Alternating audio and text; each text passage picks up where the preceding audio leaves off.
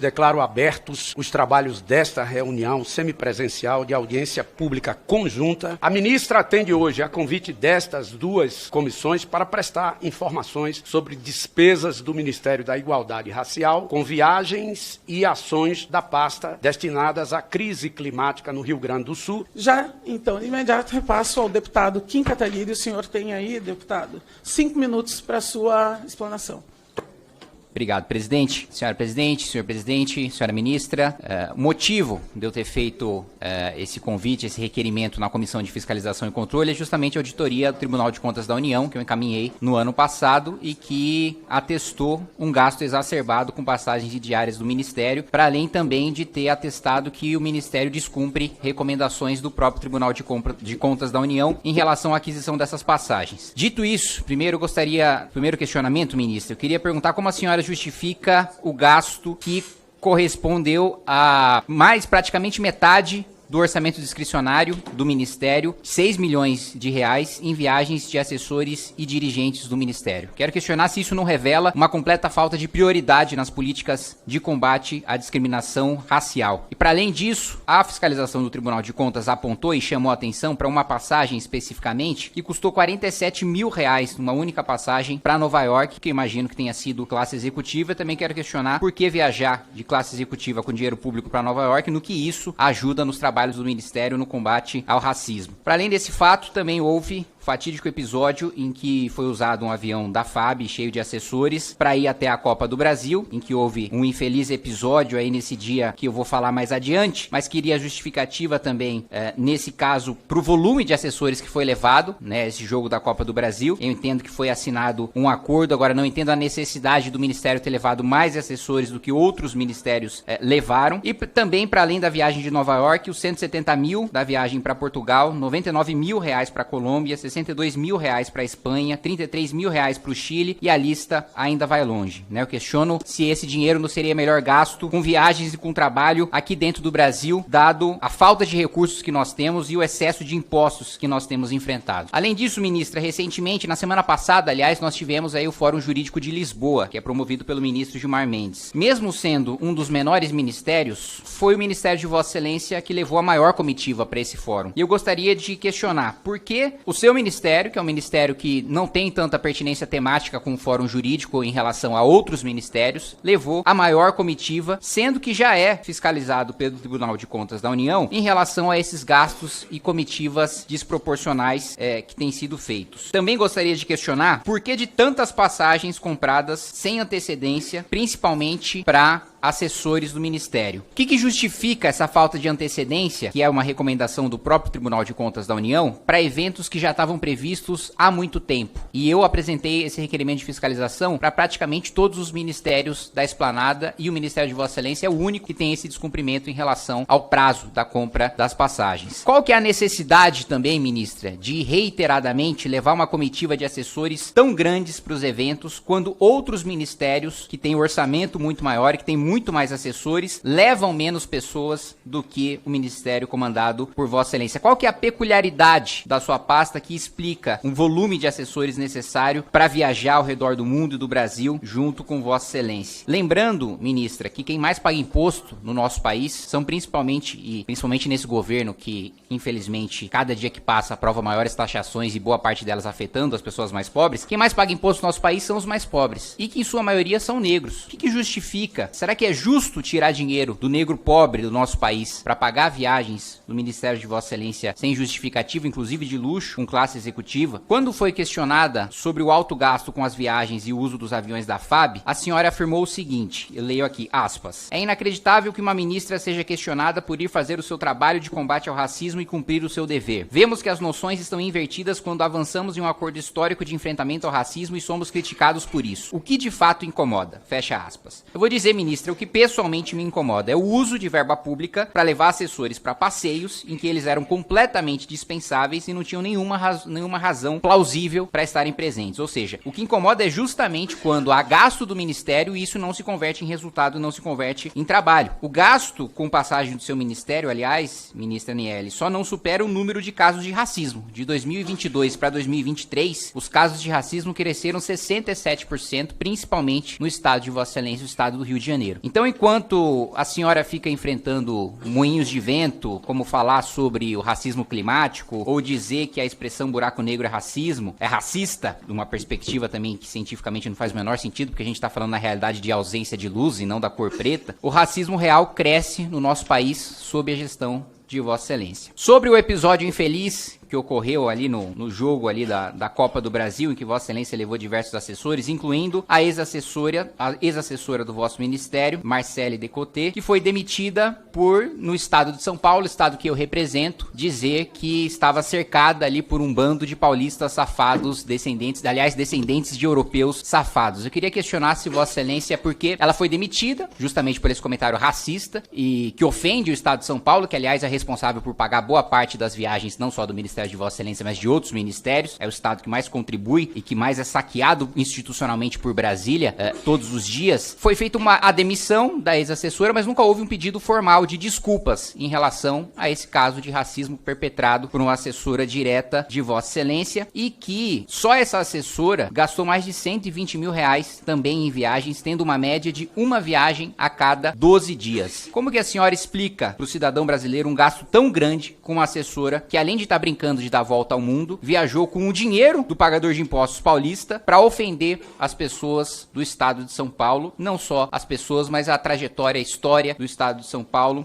e de seus fundadores. Pelas suas justificativas, ministra, pelo menos até agora, parece que o principal meio de combate à discriminação e promoção de igualdade seja comparecer em eventos consecutivos, nacional e internacionalmente. Eu queria questionar Vossa Excelência, do seu ponto de vista, esse é realmente o meio mais eficaz para combater as adversidades enfrentadas pelo povo brasileiro? Além disso, e aqui já falando sobre o requerimento do meu colega deputado Hélio, Vossa Excelência utilizou a tragédia do Rio Grande do Sul para fazer proselitismo político em redes sociais e depois apagou a postagem. A postagem de Vossa Excelência começava com a seguinte: se você está vendo esse vídeo e não é inscrito, você tem 10 segundos para se inscrever ou seu fureba irá virar esquerdista.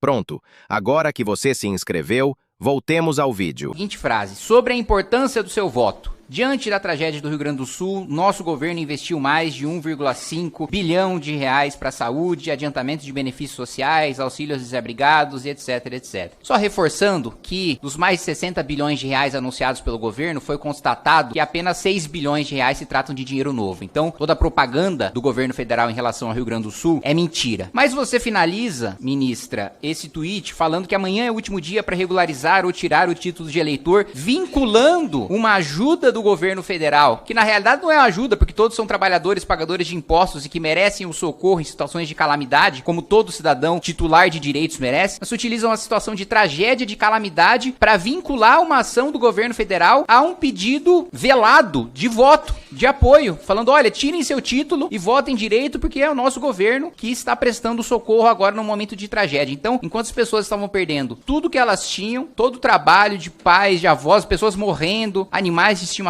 toda a tragédia que a gente observou no Rio Grande do Sul, a preocupação de Vossa Excelência era que tirassem o título de eleitor como um agradecimento pela ajuda dada na tragédia do Rio Grande do Sul. Isso não é uma completa inversão de valores em relação ao que se espera de uma ministra de Estado, que não é uma ministra de governo, é uma ministra que deveria defender os direitos da população, independentemente de quem essas pessoas votaram, se é que elas votaram em alguma pessoa? Então, esses questionamentos que eu queria apresentar a Vossa Excelência, e posteriormente nós elaboramos outros questionamentos na tréplica. Obrigado.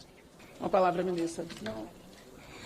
15 minutos para a ministra Aniele Franco. Deputado Kim, primeiro, obrigada pelas suas falas e contestações e perguntas, que eu sempre acho que é uma ótima oportunidade da gente esclarecer, né, e trazer luz aos fatos de tudo que tem sido feito. O senhor falou, englobou vários assuntos, então eu vou tentar também ser sucinto e respondê-lo cada coisa que o senhor trouxe. Bom, primeiro de tudo, eu vou começar, então, pelo seu final. O senhor traz que a minha comitiva, a viagem de Portugal, ela foi a maior. Nós entramos em contato com o jornal, e aí é isso. Cada jornal faz o que lhe convém e o que acredita, mas quero dizer que eu fui com uma única assessora, a minha comitiva não foi a maior, e quando as pessoas questionam o porquê do Ministério da Igualdade Racial, o porquê de viagens, ou missões, ou agendas, eu acho que tem uma fala que eu tenho dito muito nos últimos 1 ano e 6 meses, que é: eu não vou fazer política de dentro do gabinete. Eu não vou ficar sentada no gabinete enquanto as pessoas, de fato, estão precisando e com sede de políticas públicas. Então, não só a minha missão institucional, porque quando as pessoas falam viagem, passeio, eu penso nas minhas filhas, que eu tenho 2, para o beach park, para a praia, enfim, aí sim, isso é um passeio, isso é uma viagem. Quando nós estamos a trabalho, numa viagem, numa missão institucional, e aí tem vários pontos que o senhor traz, né, desde a questão de por que usa uma coisa, por que usa outra. Existe um decreto da classe executiva acima de 7 horas, inclusive um decreto de 2022, que nos permite, nos dá o direito a isso. Assim como também tem na Câmara várias das situações que os senhores, enquanto deputados e deputadas, também podem fazer uso. E aí, trazendo ainda o foco da missão de Portugal, existe uma coisa que é muito importante dizer, e para não me alongar, que eu sei que a gente... o tempo está correndo aqui, que é, eu não fui a Portugal somente para o fórum. Eu tinha uma agenda já feita,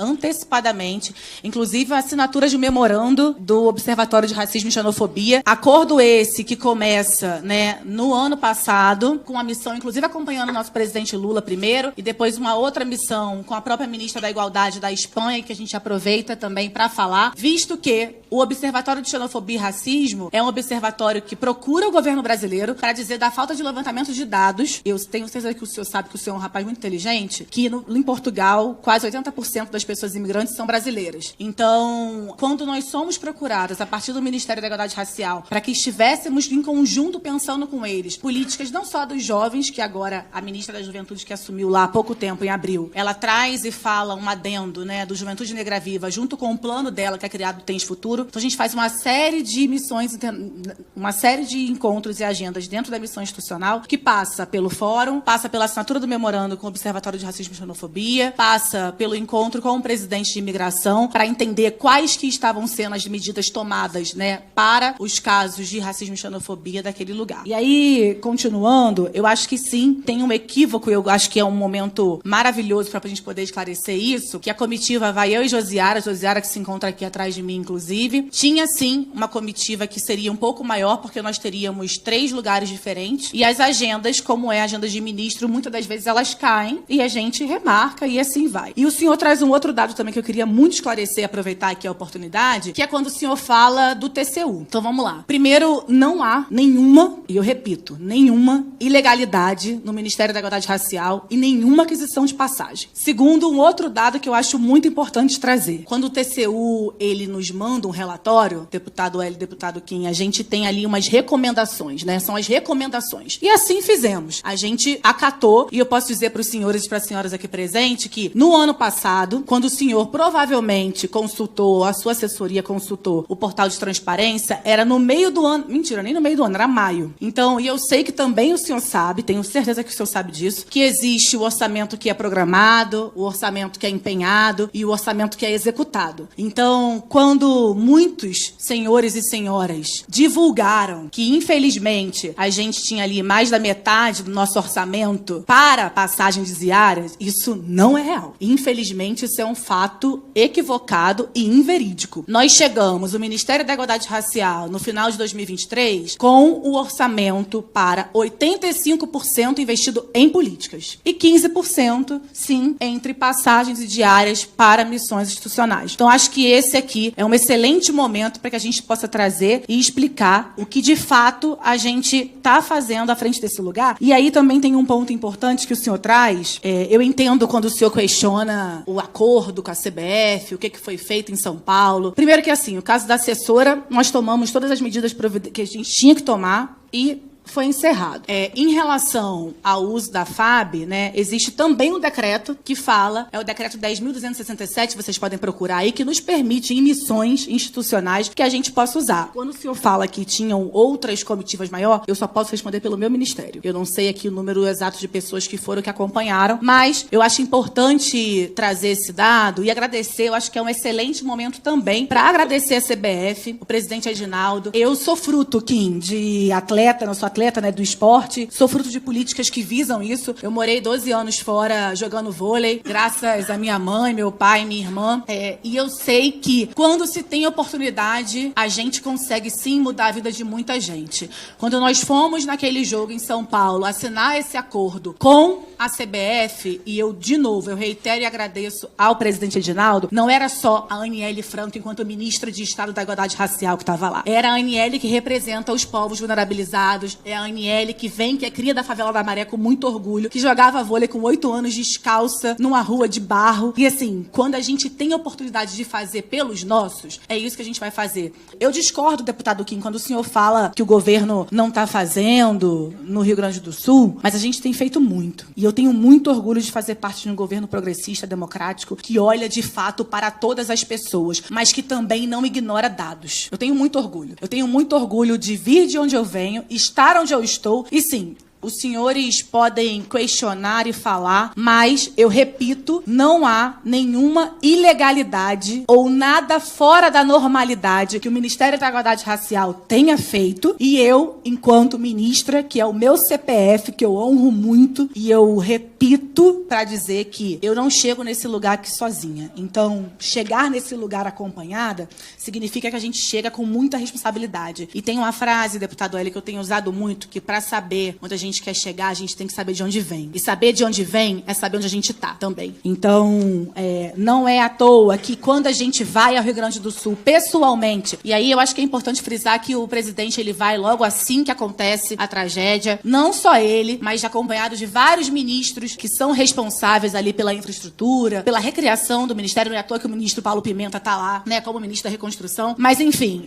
e a gente vai muito também no ponto de, primeiro, entender, identificar, mapear onde e como o nosso ministério podia agir em conjunto com outros ministérios a partir, né, e diante do governo federal. E aí tem, obviamente, né, não somente a gente entregou mais de 7 mil cestas básicas, a deputada Dayana, por acaso, estava comigo em uma agenda onde um dos terreiros, infelizmente, tinham muitas pessoas desabrigadas. Então a gente estava sempre em contato com os parlamentares do Rio Grande do Sul, ela que é testemunha disso, mas também acolhendo e entendendo qual seria o nosso maior e melhor foco de atuação conjunta. E sim, eu concordo com o senhor quando o senhor fala, não tem que separar mesmo, não tem que, como é que foi que o senhor falou agora, eu até anotei aqui, a gente não pode falar que uma coisa é prioridade ou outra. O senhor tem razão, mas o que a gente precisa falar é que essas pessoas precisam se conscientizar de outros que são mais vulneráveis. Então é isso. Quando a nossa diretora, e aí também eu acho importante, né, quando sai alguma matéria, que a gente leia a matéria toda, né, até o final. Quando a nossa diretora, que inclusive está aqui, que eu tenho muito orgulho de tê-la na minha equipe,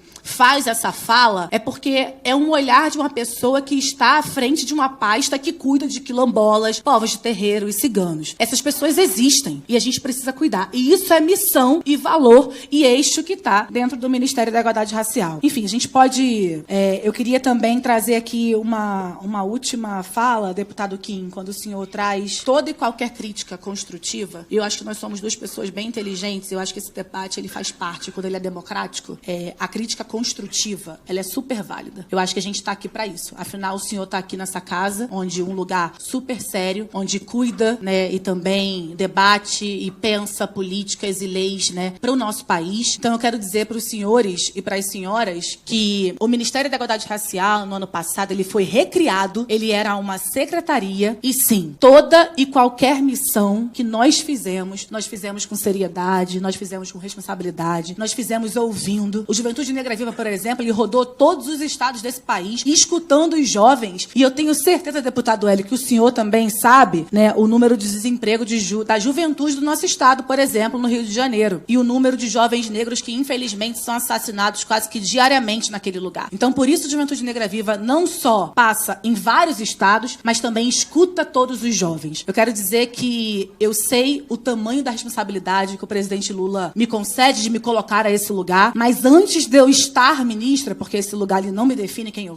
sou uma menina da favela, hoje uma mulher, mas eu venho da favela, eu era uma menina jovem, atleta, onde eu tenho muito orgulho de representar mais de 56% da população e dizer aos senhores e às senhoras que cada vez mais e quanto mais nós pudermos fazer para estar presente, estar onde o nosso povo precise, seja em Portugal, seja no Quilombo de Alcântara, como fomos, ou no Quilombo da Caçandoca, ou dentro da favela da Maré, como eu fui também, com muito orgulho, que é minha casa, assim estaremos e assim faremos. Muito obrigada. Ministra, na realidade a senhora atacou espantalhos, né? O primeiro deles, em relação a não haver ilegalidade, em nenhum momento disse que há ilegalidade. O que eu disse é que as recomendações do Tribunal de Contas da União foram descumpridas. Pode até não ser ilegal, mas é imoral você gastar o dinheiro público com tamanha irresponsabilidade, quando, eu já coloquei para Vossa Excelência, a mesma fiscalização do Tribunal de Contas da União, quando eu apresentei para outros ministérios, o Ministério de Vossa Excelência é o único que descumpre a recomendação e que gasta mais dinheiro em razão disso, né? Então esse é um ponto central a ser colocado. Pode não ser ilegal, eu também não é ilegal, né, que ministros do Supremo ou juízes, promotores recebam super salários de 100 mil, de 200 mil reais, verbas indenizatórias retroativas e tenham contra-cheques de 1 milhão e 500 mil reais. Ainda assim, é absolutamente imoral que usem dinheiro da população mais pobre para isso. Outro espantalho que a senhora atacou foi de que mais da metade do orçamento do Ministério... Não é verdade que mais da metade do orçamento do Ministério foi utilizado com viagens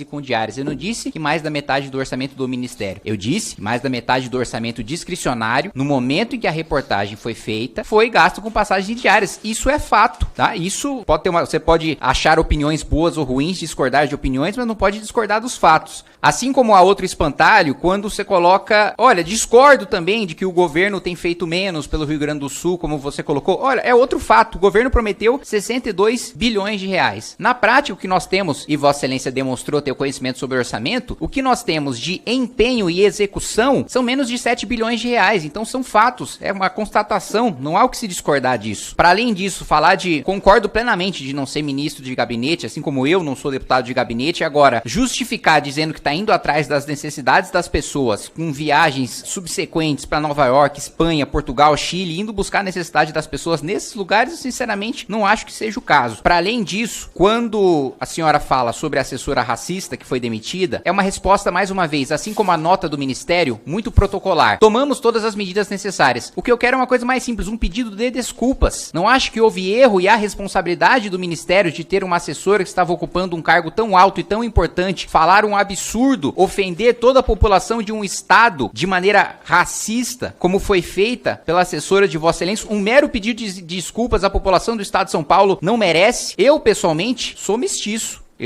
Sou descendente de europeus, também de italianos, de portugueses, também sou descendente de japoneses, assim como minha mãe, deputado Éder, como Vossa Excelência sabe, minha mãe é de Santa Isabel do Pará também tenho descendência indígena e tenho muito orgulho disso, não acho que tenha nenhum problema em relação a isso, a você ter o sangue de europeus junto com de indígenas, junto com de japoneses, de asiáticos e por aí vai, e acho que o mínimo que se mereceria era uma retratação e não uma nota fria dizendo, olha, nos livramos de um problema, nos livramos desse inconveniente. Olha, a gente nem faz um juízo de valor sobre o que foi dito, mas a gente mandou a pessoa embora. Mas e a retratação oficial? E o pedido de desculpas em relação à ofensa a toda a população de um estado, né? E a todas as pessoas que não há nenhum problema e elas podem muito bem se orgulhar de serem descendentes de europeus ou de que quer que seja. Esses são meus questionamentos, presidente. Gostou do vídeo?